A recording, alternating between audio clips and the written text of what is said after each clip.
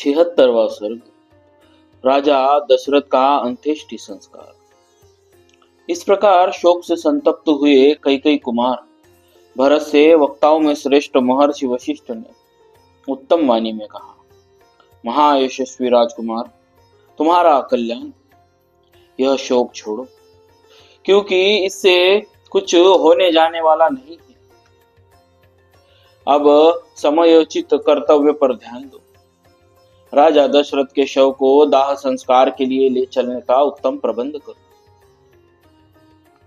वशिष्ठ जी का वचन सुनकर धर्मज्ञ भरत ने पृथ्वी पर पड़कर उन्हें साष्टांग प्रणाम किया। मंत्रियों सहित पिता के संपूर्ण प्रेत कर्म का प्रबंध कराया। राजा दशरथ का शव तेल के कड़ाह से निकालकर भूमि पर रखा गया। अधिक समय तक तेल में पड़े रहने से उसका मुख कुछ पीला हो। उसे देखने से ऐसा जान पड़ता था मानो भूमिपाल दशरथ सो रहे। तदनंतर मृत राजा दशरथ को धो पोंछ कर नाना प्रकार के रत्नों से विभूषित उत्तम शैया पर सुलाकर उनके पुत्र भरत अत्यंत दुखी हो विलाप करने लगे। राजन, मैं परदेश में था और आपके पास पहुंचने भी नहीं पाया था। तब तक ही धर्मज्ञ श्री राम और महाबली लक्ष्मण को वन में भेजकर आपने इस तरह स्वर्ग में जाने का निश्चय कैसे कर लिया? महाराज, अनायास ही महान कर्म करने वाले पुरुष सिंह श्री राम से हीन इस दुखी सेवक को छोड़ आप कहाँ चले जाएंगे? तात, आप स्वर्ग को चल दिए और श्री राम ने वन का आश्रय लिया। ऐसी दशा में आपके इस नगर निश्चिंतता पूर्वक प्रजा के योग क्षेम की व्यवस्था कौन करेगा? राजन, आपके बिना यह पृथ्वी विधवा के समान हो गई, अतः इसकी शोभा नहीं हो रही। यह पुरी भी मुझे चंद्रहीन रात्रि के समान श्रीहीन प्रतीत होती है। इस प्रकार दीनचित्त होकर विलाप करते हुए भरत से महामुनि वशिष्ठ ने फिर कहा, महाबाहो, इन महाराज के लिए जो कुछ भी प्रेत कर्म करने हैं उन्हें बिना विचारे शांत चित्त होकर कहो। तब बहुत अच्छा कहकर भरत ने वशिष्ठ जी की आज्ञा शिरोधार्य की तथा ऋत्विक पुरोहित और आचार्य सबको इस कार्य के लिए जल्दी करने को कहा। राजा की अग्निशाला से जो अग्नियां बाहर निकाली गई थी उनमें ऋत्विजों और याजकों द्वारा विधि पूर्वक हवन किया गया।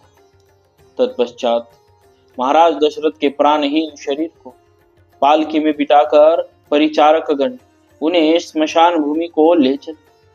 उस समय आंसुओं से उनका गला रुंध गया था और मन ही मन उन्हें बड़ा दुख हो रहा था। मार्ग में राजकीय पुरुष राजा के शव को आगे आगे सोने चांदी तथा भांति भांति के वस्त्र लुटाते चलते थे। स्मशान भूमि में पहुंचकर चिता तैयार की जाने लगी। किसी ने चंदन लाकर रखा तो किसी ने अगर, कोई गुग्गुल तथा कोई सरल पद्यक और देवदारू की लकड़ियां ला लाकर चिता में डालने लगे। कुछ लोगों ने तरह तरह के सुगंधित पदार्थ लाकर छोड़े। इसके बाद ऋत्विजों ने राजा के शव को चिता पर रखा। उस समय अग्नि में आहुति देकर उनके ऋत्विजों ने वेदोक्त मंत्रों का जप किया। सामगान करके विद्वान शास्त्रीय पद्धति के अनुसार साम श्रुतियों का गायन करने लगे। इसके बाद चिता में आग लगाई गई।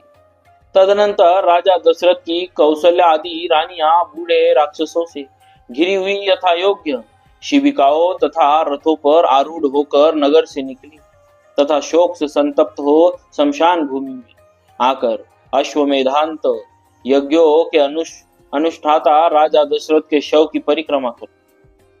साथ ही ऋत्विजों ने भी उस शव की परिक्रमा की।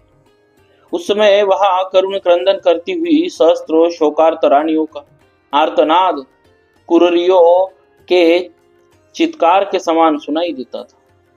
दाह कर्म के पश्चात विवश होकर रोती हुई वे राजरानियां बारंबार विलाप करके सवारियों से ही सरयू के तट पर जाकर उतरी।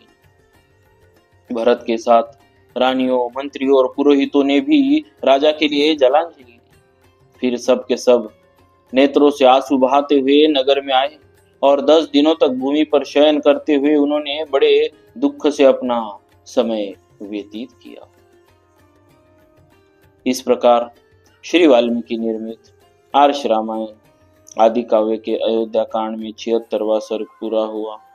बोलिए श्री सीताराम जी महाराज की जय। भक्तवत्सल भगवान की जय।